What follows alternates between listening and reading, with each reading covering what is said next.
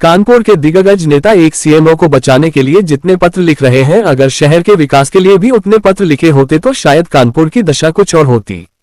भ्रष्टाचार के कई मामलों में आरोपी कथित ऑडियो में डीएम कानपुर को भला बुरा कहने वाले सीएमओ हरिदत्त नमी के डिफेंस सिस्टम में विधानसभा अध्यक्ष के बाद अब विधायक सुरेंद्र मैथानी भी उतर गए हैं। पत्र लिखकर सीएमओ को न हटाए जाने की बात कह रहे हैं। वैसे तो सीएमओ पत्र लिखवाने के लिए सांसद जी के पास भी पहुंचा था, लेकिन वहां से निराश होकर लौटना पड़ा। कार्यालय कानपुर नगर का आज निरीक्षण किया गया। मेरे द्वारा प्रातः 10:10 के आसपास 10 से 10:20 के बीच में। तो यहाँ पे सीएमओ साहब खुद एब्सेंट हैं 10:20 तक, उसका कोई कारण नहीं है। उसके अलावा कुल मिला के करीब 101 लोग हैं सीएमओ को मिलाकर जिनके रजिस्टर में नाम है या होने चाहिए। उसमें से करीब 34 लोग एब्सेंट हैं। 10 डॉक्टर्स में जगह यहाँ तैनात है, उसमें से 5 डॉक्टर एब्सेंट हैं।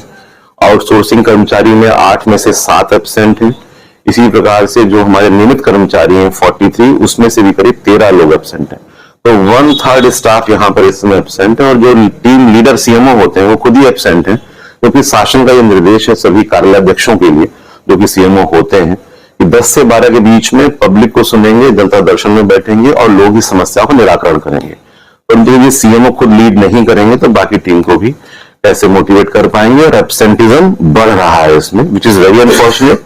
जो लोग आज एब्सेंट है उनका वेतन आज का रोका जा रहा है, it will not be drawn until unless there is a specific reason या एक प्रॉपर परमिशन मेरे होने के बाद ही होगा।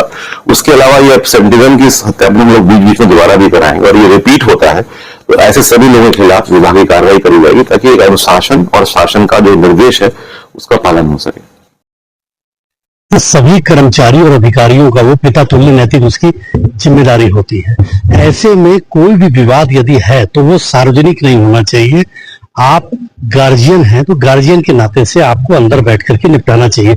जनता को इससे कोई मतलब नहीं कि आपका और सीएमओ का क्या विवाद है। जनता को सिर्फ अपनी समस्याओं के निराकरण से मतलब है। और यदि आप समस्या में भारतीय जनता पार्टी के अनेक जनप्रतिनिधियों के पत्र जारी हुए हैं, उसमें समाजवादी पार्टी और हम लोगों की प्रतिक्रिया क्या है, तो हम ये कहना चाहते हैं कि हम लोग प्रतिक्रिया इसमें एक दर्शक की है।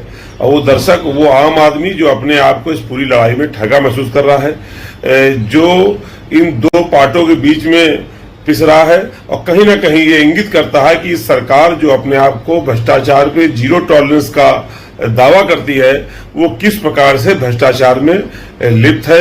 एक दूसरे पे आरोप प्रत्यारोप हो रहे हैं, राजनीतिक गोलबंदी हो रही है। ऐसे में दर्शक बनी हुई जनता और हम सब विपक्षी दल अपने आप को ठगा महसूस कर रहे हैं। और कहीं ना कहीं हम ये महसूस करते हैं कि लड़ाई जिलाधिकारी और सीएमओ की नहीं है, ये लड़ाई कहीं ना कहीं बड़े स्तर पे दिए गए प्रश्रय की है। और ये लड़ाई कहीं ना कहीं मुख्यमंत्री और